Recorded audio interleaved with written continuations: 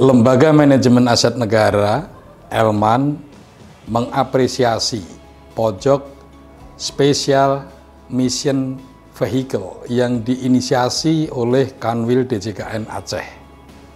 Harapannya, Pojok SMV ini bisa menjadi sarana publikasi maupun sarana mengenalkan peran, fungsi, dan layanan SMV yang ada di lingkungan Kementerian Keuangan. Kata kuncinya adalah sinergi dan kolaborasi. Dengan adanya sinergi dan kolaborasi, Kanwil DJKN Aceh sudah memulai suatu inisiatif yang sangat baik untuk mendekatkan diri kepada pemerintah daerah, kepada para pemangku kepentingan agar lebih mengenal baik layanan Kanwil DJKN Aceh itu sendiri maupun layanan yang bisa diberikan oleh para SMV di lingkungan Kementerian Keuangan.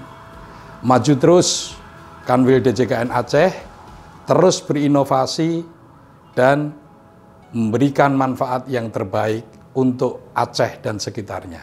Terima kasih.